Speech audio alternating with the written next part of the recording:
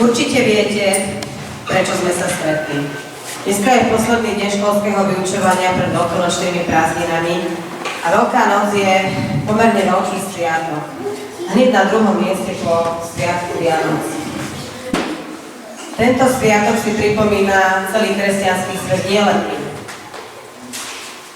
Takže vy ste si o ňom už hovorili v triedách, v oddeleniach, tak teraz si ho pripomenieme trošku aj my tu. Na začiatku, my sme takto všetci, aby som predovšetkým vám, deti, ale aj vám, kolegyne, aj vám, milé praktikantky, chcela popriať pekné tie veľkonočné sviatky, aby ste si to užili, aby ste prišli vyvoňané, vyoblievané, dievčatá, kolegyne, chlapci, aby ste dostali dobre po vajci. Keď sa končí obdobie veselosti a zábavy, kašiaky, nasleduje 40-dňový pôst. Vyniesieme morenú z ovsi, prinesieme Jánovu do vsi. Piatá pôstna nedeľa sa volala čierna alebo smrtná. Nedali ju do kroja. Za dedinou morenu zobliekali, zapálili a hodili do vody. O týždeň neskôr bola kvetná nedeľa. Kvetná nedeľa, kde si kľúče podela? Dala som ich, dala svätému Jánu, aby odolíkal zelenú trávu. Zelená tráva povyše kolena, chlapcom na perečkách, dievkám na vedečkách. Po kvetnej nedeli patrí posväcovanie vrbových prútikov. Posvätený konárik mal chrániť dom pred bleskom počas búrok, obviazali ním chorých a dobytok ním vyháňali na pašu. Po kvetnej nedeli nasledoval pašiový týždeň. Začalo sa veľké upratovanie a čistenie príbytkov. Chlapci a mládenci po večerom plietli korbáče a dievčence zdobili vajíčka a krasnice. Toto vajce. Toto vajce narované, to je z lásky darované. Od toho, čo je toho do toho. Zelený štvrtok pred Veľkou nocou vo všetkých kresťanských kostoloch slúbili zvony. Pastieri trúbení zaháňali zlých duchov, gazdinky natierali chody cesnakom, robili kríže dvere trojkráľovou kriedou. Verilo sa, že o polnoci zo zeleného štvrtku na Veľký piatok sa na krížnych cestách stretávajú strigy, ktoré potom spoločne odlietajú na svoj sviatok. Veľký piatok je dňom Ježišovej smrti na kríži a je dňom prísneho postu. Platil prísny zákaz práv na poli, zem sa nesmí otvárať ani oraním, ani kopaním. Začali sa zbierať prvé liečivé byly. Už sa blíži.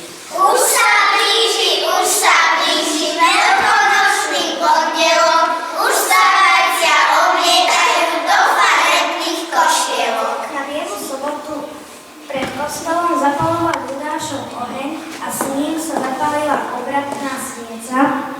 Oheň si ľudia odnášali aj domov. Popoludní sa rozrezali zvony a ľudia sa utekali umyť do potočnej vody. Tá mala odplaviť všetky choroby. Podvečer sa celé rodiny náhlili do kostola na slávnosť skriesenia. Veľká noc. Veľká noc, kedyže už budeš, ktorý že náš šuhaj pooblievať príde? Na veľkonočnú nedeľu sa vstávalo skoro ráno. Gazdinky niesli do kostola posvätiť veľkonočné jedlá. Až po príchode z kostola sa mohlo raňajkovať. Popoludní sa dokončovala výzdoba vajíčok pred upačou. Oblievaj. Oblievaj vlasy aj hlavičku, lenže mi neoblej tú novú sukničku. Veľkonočný pondelok bol zo všetkých dní najveselší. Niesol sa v znamení oblievačky a šibačky. Po šibačke dievčatá priviazali mladencom na korbáče farebnú stužku, chlapci dostali malé pohostenie a malované vajíčka krásnicu. Večer sa potom stretávali na tanečnej zábave. Šibiri, jasné ryby, dávaj vajcia do korbáča, ešte k tomu kus koláča, naposledy groš, už je toho dosť. No a na Veľkú noc pomaličky prichádza jar. Týchto tradícií, ktoré sme počuli, sa už v dnešnej dobe vyskytuje veľmi málo. Oni ubúdajú, väčšinou sú to už také komerčné záležitosti. Takže deti, ale stále jar ostáva symbolom života, symbolom znovuzrodenia a mali by sme si všetci prejaviť lásku, úctu a vzájomnú odporu.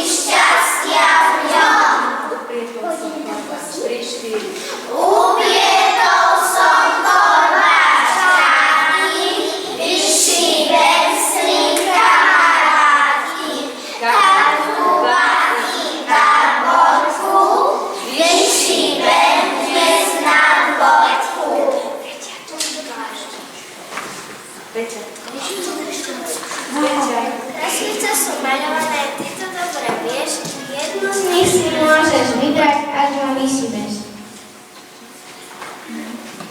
Vajíčka sú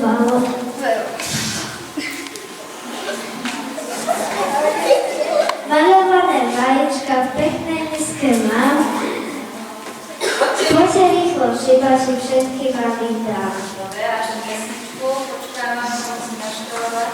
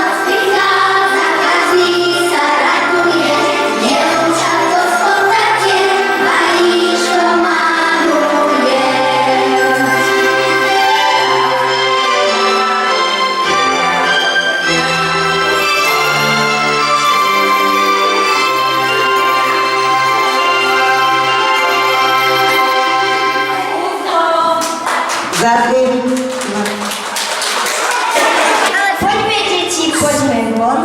Veselo je predo mnou. Budeme sa spolu hrať, behať, skákať, vystrájať. Prešla zima, mráz niet, lúka bude samý kvet. Už bzučia včielky po vonku, oko detí jablonku.